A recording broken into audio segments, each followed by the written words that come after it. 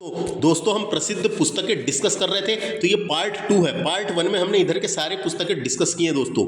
ये पार्ट 2 है, इसमें 21 नंबर से हम शुरू कर रहे हैं दोस्तों। तो आइए शुरू करते हैं ज़्यादा बातें ना करते हुए। बात करते हैं, पहला क्वेश्चन लीलावती पुस्तक संबंधित है दोस्तों। तो दोस्तों आपको जानकारी के लिए बता दूं, ये गणित से संबंधित है। तो लीलावती पुस्तक जो है दोस्तों, ये लीलावती भारतीय गणितज्ञ भास्कर द्वितीय द्वारा सन 1150 ईस्वी में संस्कृत में रचित गणित और खगोल शास्त्र का एक प्राचीन ग्रंथ है दोस्तों। गणित और खगोल शास्त्र का एक प्राचीन ग्रंथ है, याद रखना है ना, याद रखना है। उसके बाद आपको इसका नाम लीलावती क्यों रखा था दोस्तों भास्कराचार्य ने? भास्कराचार्य की पुत्री का नाम लीलावती था दोस्तों। भास्कराचार्य की पुत्री का नाम क्या था? लीलावती था, इसलिए इसका नाम लीलावती रखे थे। तो आपको आगे बताता हूँ और काम की चीजें। तो दोस्तों याद रखना है, किसने लिखा ये पुस्तक? भास्कर द्वितीय, जिसे भास्कराचार्य भी कहते थे। भास्कराचार्य या भास्कर द्वितीय ने प्राचीन भारत के एक प्रसिद्ध गणितज्ञ थे दोस्तों। ये गणितज्ञ एवं ज्योतिषी थे। इनके द्वारा रचित मुख्य ग्रंथ है, जिसका नाम था सिद्धांत शिरोमणि, है ना। इनके द्वारा भास्कराचार्य द्वारा रचित प्रमुख ग्रंथ है सिद्धांत शिरोमणि, जिसमें लीलावती, बीजगणित, ग्रहगणित और गोलाध्याय नामक 4 भाग है दोस्तों। ये जो बुक लिखे थे उन्होंने, जिसका नाम था सिद्धांत शिरोमणि, ये बुक के 4 अध्याय थे दोस्तों। उस 4 अध्याय में एक अध्याय का नाम था लीलावती, दूसरे अध्याय का नाम था बीजगणित, तीसरे अध्याय का नाम था ग्रहगणित, चौथे अध्याय का नाम था गोलाध्याय नामक 4 अध्याय है दोस्तों उस बुक में। ये चारों भाग क्रमशः अंकगणित, जो लीलावती है दोस्तों अंकगणित से संबंधित है, याद रखना है। जो लीलावती है वो अंकगणित, उसके बाद दूसरे नंबर में बीजगणित और ग्रहों की गति से संबंधित है दोस्तों। ग्रहों की गति से संबंधित है और गोले से संबंधित है ना। तो आधुनिक युग, तो आपको जानकारी के लिए बता दूं दोस्तों, नाम इंपॉर्टेंट है, ये भास्कराचार्य ने लिखी है ना। भास्कराचार्य जो है आधुनिक युग में धरती के गुरुत्वाकर्षण शक्ति यानी पदार्थ को अपनी ओर खींचने की शक्ति की खोज का श्रेय न्यूटन को दिया जाता है दोस्तों। लेकिन आपको जानकारी के लिए बता दूं, और किंतु बहुत कम लोग जानते हैं कि गुरुत्वाकर्षण का रहस्य न्यूटन से भी पहले, कई सदियों पहले भास्कराचार्य ने उजागर कर दिया था। ये जो भास्कराचार्य है दोस्तों, इन्होंने उजागर कर दिया था। भास्कराचार्य ने अपनी पुस्तक सिद्धांत शिरोमणि ग्रंथ में पृथ्वी के गुरुत्वाकर्षण के बारे में लिखा है दोस्तों।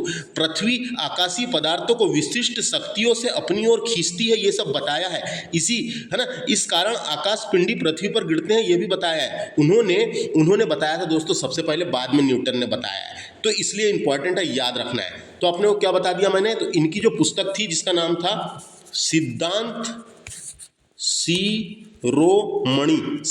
शिरोमणि जो है संस्कृत में रचित गणित और खगोल शास्त्र का एक प्राचीन ग्रंथ है दोस्तों। गणित एवं खगोल शास्त्र का एक प्राचीन ग्रंथ है ना। इसके रचयिता भास्कर द्वितीय या भास्कराचार्य ने 1150 के आसपास की थी दोस्तों, 1150 के आसपास की थी। इसके 4 भाग है दोस्तों। एक भाग का नाम है लीलावती।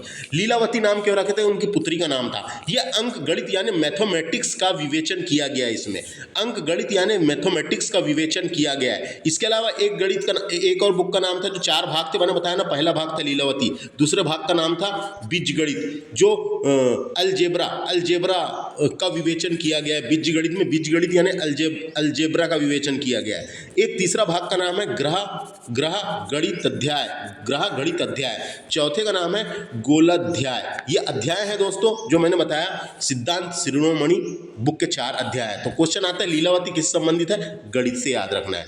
नेक्स्ट फैक्ट देखते हैं, संस्कृत विद्वान पाणिनि द्वारा लिखित अष्टाध्यायी से संबंधित एक पुस्तक का नाम बताइए।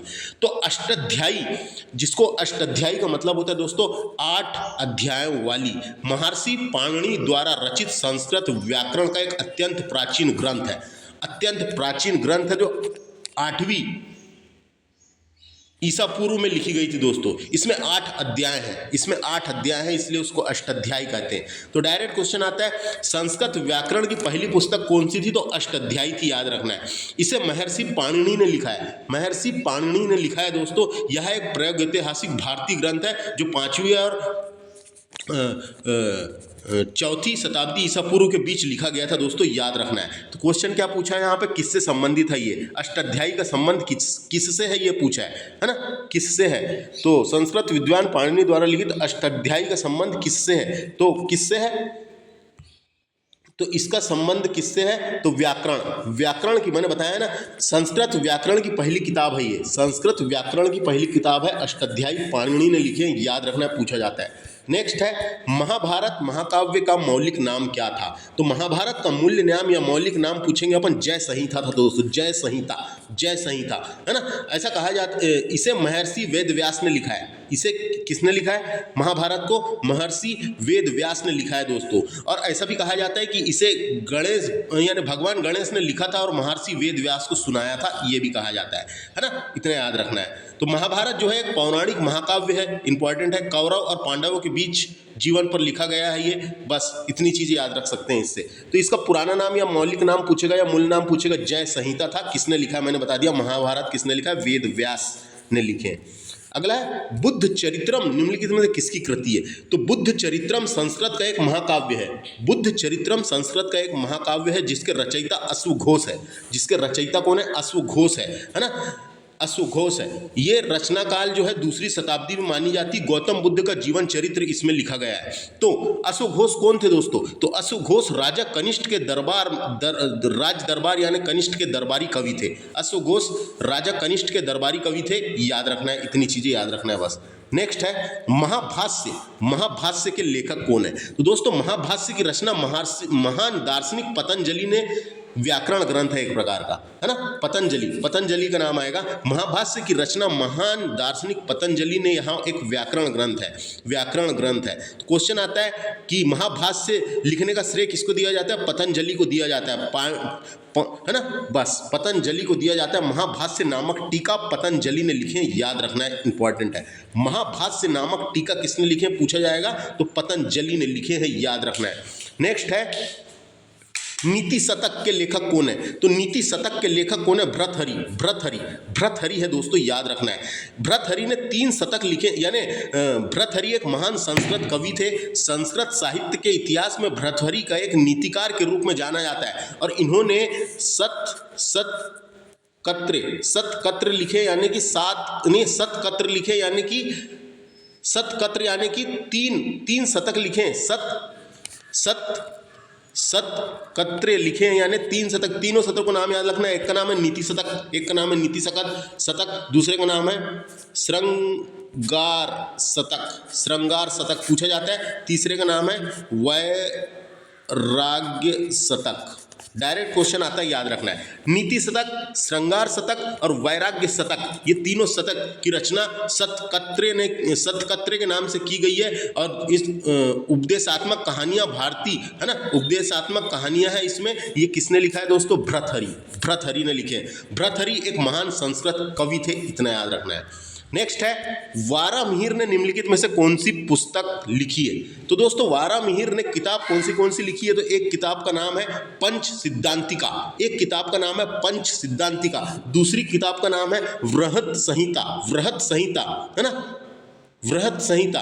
तीसरी किताब का नाम है वृहत संहिता, यही तो है दोस्तों, वृहत संहिता। एक और किताब है जिसका नाम है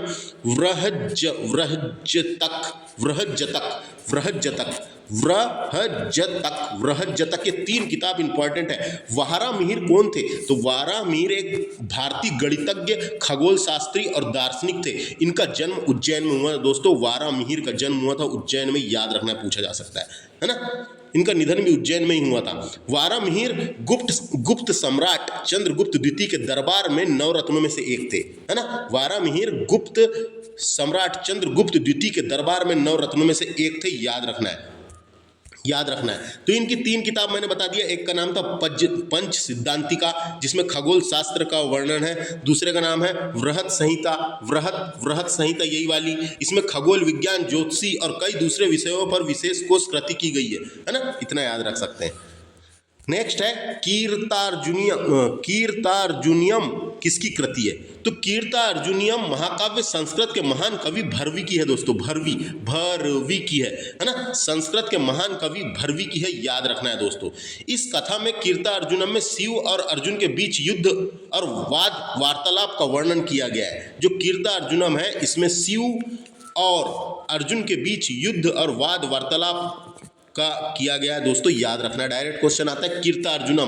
कीर्तार्जुनम किसकी रचना है ना? तो ये है भरवी की। भरवी कौन थे? संस्कृत के महान कवि भरवी। संस्कृत के महान कवि भरवी, याद रखना है। 6वीं 7वीं शताब्दी के आसपास की बात है। अगली बुक का नाम है मृक्षकटिकम। किसकी रचना है दोस्तों? मृक्षकटिकम क्षुद्रक द्वारा लिखा गया एक संस्कृत नाटक है। किसके द्वारा?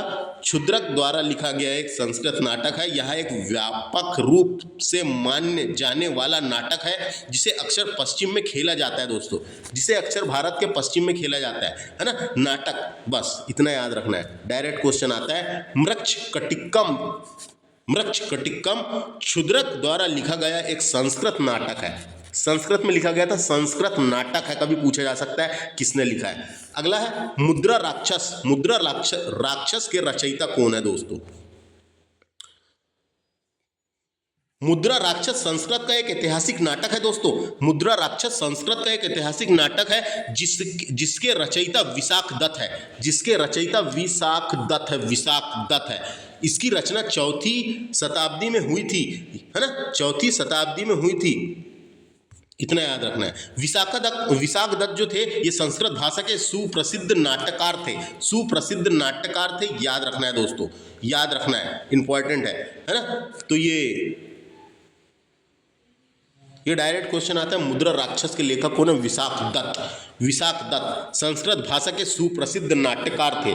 नेक्स्ट है 10 कुम्हार चरित्र और 10 राजकुमारों की कथाएं किसने लिखी है? तो 10 कुम्हार चरित्र लिखे हैं दोस्तों डांडी ने। संस्कृत गद्य काव्य है ये एक प्रकार का। इसमें 10 कुम्हारों का चरित्र वर्णित होने के कारण इसका नाम 10 कुम्हार चरित्र रखा गया है। 10 कुम्हार चरित्र रखा गया। डायरेक्ट क्वेश्चन आता है, याद रखना है। डायरेक्ट क्वेश्चन आएगा 10 कुम्हार चरित्र, अथवा उसी का नाम था 10 राजकुमारों की कथाएं का वर्णन किया गया। ये डांडी ने लिखे, डांडी ने लिखे, है ना।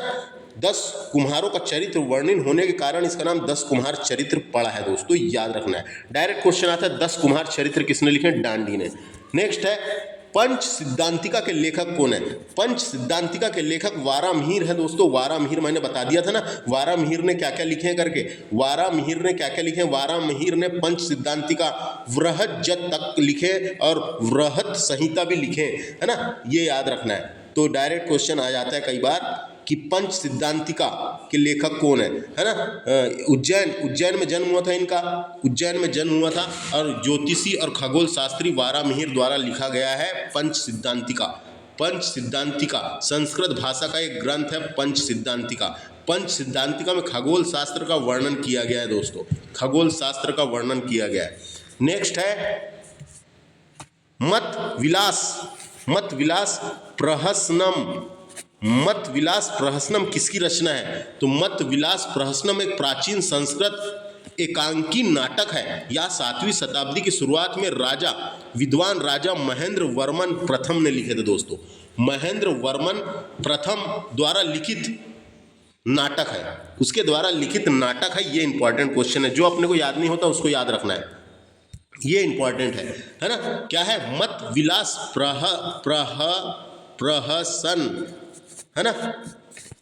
मत विलास प्रहसनम किसकी रचना है? तो ये महेंद्र वर्मन प्रथम की रचना है। इंपॉर्टेंट है, इसको याद रखना है, डायरेक्ट याद रखना इंपॉर्टेंट है। नेक्स्ट है स्वप्न वास वदतम। स्वप्न वास वदतम, है ना। ये महाकवि भास एक भास नाम के महाकवि हुए। महाकवि भास का प्रसिद्ध संस्कृत नाटक है जिसमें 6 अंक है। भास के नाटकों में यहाँ सबसे उत्कृष्ट है, याद रखना है। डायरेक्ट क्वेश्चन आता है ये किसका है करके, तो ये आ सकता है किसका है ये? स्वप्न वास वादनम के लेखक कौन है? तो ये महाकवि भास ने लिखा है दोस्तों, महाकवि भास ने लिखा है, याद रखना है। महाकवि भास कौन थे? महाकवि भास संस्कृत साहित्य के प्रसिद्ध नाटककार थे जिसके जीवन काल के बारे में ज़्यादा अधिक अपने को पता तो नहीं है, लेकिन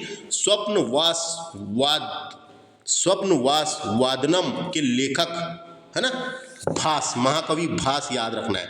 नेक्स्ट है पृथ्वीराज रासो के लेखक कौन है ना। पृथ्वी कृति है ये प्रसिद्ध कृति। पृथ्वीराज रासो के लेखक चंद बरदाई भी लिखा है कई जगह, वाह वाह, चंद बरदाई द्वारा हिंदी में लिखा गया है, इंपॉर्टेंट है, हिंदी में लिखा गया है। ब्रज यानी हिंदी में लिखी गई या ब्रज भाषा में लिखी गई है दोस्तों, हिंदी इनमें नहीं, ब्रज भाषा इंपॉर्टेंट है। ब्रज भाषा कोई हिंदी बोलते हैं, यानी वही बोला मैंने हिंदी, है ना, हिंदी के प्रकार है, ब्रज भाषा में लिखी गई है। यह एक महाकाव्य है जो 12वीं शताब्दी में राजा पृथ्वीराज चौहान के जीवन और योगदान को दर्शाता है। पृथ्वीराज चौहान के जीवन और योगदान को दर्शाता है, इंपॉर्टेंट है, डायरेक्ट क्वेश्चन आता है ना। मैंने क्या बताया, पृथ्वीराज चौहान के जीवन और योगदान को दर्शाता है, इंपॉर्टेंट है।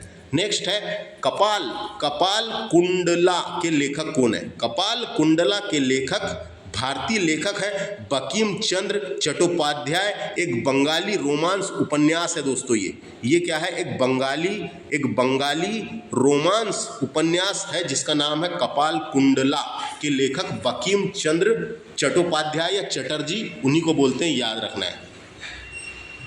बंकिम चंद्र चट्टोपाध्याय या चटर्जी, इनने लिखे, याद रखना है दोस्तों, इंपॉर्टेंट है। नेक्स्ट है गण देवता किसकी रचना है? गण देवता एक और इसी टाइप का नाम है दोस्तों, गुनाहों के देवता, गुनाहों का देवता, गुनाहों का देवता के लेखक, ये उपन्यास है गुनाहों का देवता। ये हिंदी उपन्यासकार धर्मवीर भारती के द्वारा लिखा गया है, हिंदी उपन्यासकार धर्मवीर भारती के द्वारा लिखा गया है। लेकिन बात हो रही है यहाँ पे गण देवता की। गण देवता किसकी रचना है? तो किसकी रचना है ये, है ना, गण देवता किसकी रचना है? तो गण देवता जो है प्रसिद्ध उपन्यास है। गण देवता के लेखक बंगाली भाषा के प्रख्यात साहित्यकार एवं ज्ञानपीठ पुरस्कार एवं पद्मश्री से सम्मानित, है ना, ज्ञानपीठ पुरस्कार और पद्मश्री भी मिला है इनको, जिनका नाम था ताराशंकर बंदोपाध्याय। ताराशंकर बंदोपाध्याय ने लिखे, याद रखना है। ये गण देवता के लेखक कौन है? ये बंगाली साहित्यकार, बंगाली भाषा के प्रख्यात साहित्यकार ताराशंकर बंदोपाध्याय ने लिखे हैं, इंपॉर्टेंट है ये, है ना, ताराशंकर बंदोपाध्याय ने लिखे, याद रखना है। नेक्स्ट है एक उपन्यास है चरित्रहीन, उपन्यासकार के लेखक कौन है? चरित्रहीन उपन्यास के लेखक शरद चंद्र चट्टोपाध्याय हैं। शरद चंद्र चट्टोपाध्याय हैं। यह बंगाली भाषा का एक लोकप्रिय उपन्यास है दोस्तों, जो 1917 में प्रकाशित हुआ था, शरद चंद्र चट्टोपाध्याय एक भारतीय साहित्यकार थे और बंगाल के सबसे लोकप्रिय उपन्यासकारों में से एक थे, इंपॉर्टेंट है, याद रखना है। डायरेक्ट क्वेश्चन आता है, चरित्रहीन नामक उपन्यासकार के लेखक कौन है? तो ये नाम है उनका शरद चंद्र चट्टोपाध्याय ने लिखे, इंपॉर्टेंट है। नेक्स्ट है गुलबदन बेगम द्वारा रचित पुस्तक का नाम कौन सा है? तो गुलबदन बेगम ने दोस्तों हुमायूं नामा लिखी है, है ना, हुमायूं नामा गुलबदन बेगम ने लिखी है।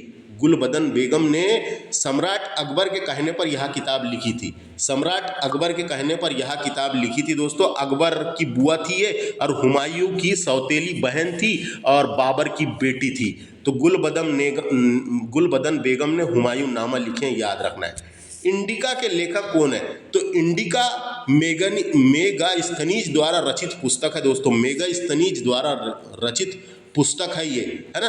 ग्रीक लेखक मेगास्थनीज द्वारा यूनानी भाषा में लिखी गई एक पुस्तक है, जिसमें मौर्यकालीन भारत के समाज, नगरों और भूगोल आदि का विस्तृत वर्णन किया गया है। विस्तृत वर्णन है दोस्तों इसमें, किसका? मौर्यकालीन भारत के समाज, नगरों और भूगोल आदि का विस्तृत वर्णन है इसमें। इंडिका नामक पुस्तक के लेखक कौन है?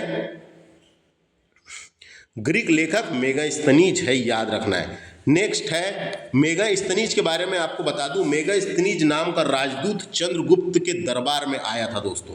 चंद्रगुप्त मौर्य के दरबार में आया था। वह कई वर्षों तक चंद्रगुप्त के दरबार में रहा। उनने जो कुछ भारत में देखा उसका वर्णन उसने इंडिका नामक पुस्तक में किया है। नेक्स्ट क्वेश्चन है Periplus of Erythraean Sea का लेखक कौन है दोस्तों? तो Periplus of the Erythraean Sea Roman साम्राज्य और पूर्वी दुनिया के बीच समुद्री व्यापार की परिस्थितियों का वर्णन करने वाली एक पुस्तक है। वर्णन करने वाली एक पुस्तक है। जो किसने लिखा है? तो ये पुस्तक यूनानी यानी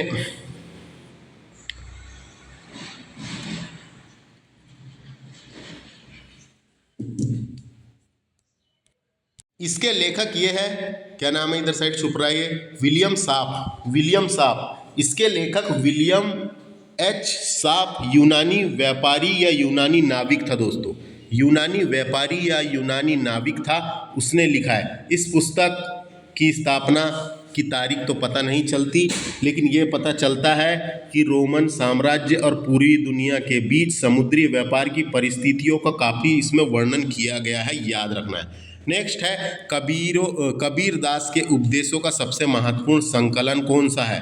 तो कबीर दास के उपदेशों का सबसे महत्वपूर्ण संग्रह बीजक में मिलता है दोस्तों। बीजक में मिलता है। बीजक एक महत्वपूर्ण धार्मिक और साहित्यिक ग्रंथ है, जिसमें कबीर दास के भजन, उनकी सुक्तियाँ और विचारों का संग्रह किया गया। डायरेक्ट क्वेश्चन आता है ना, ये याद रखना। बीजक में किया गया उपदेशों का, है ना, उपदेशों का, उनकी विचारों का, दोहों का, सबका किया गया बीजक में। तो इस तरीके से इसमें हम इतना ही लेक्चर डिस्कस करें दोस्तों, इतने ये यहाँ से लेके यहाँ तक के। अब नेक्स्ट लेक्चर में मिलेंगे हम 43 से आगे के डिस्कस करेंगे। लेक्चर कैसा लगा कमेंट करके बता सकते हैं। Thanks for watching. नमस्कार दोस्तों।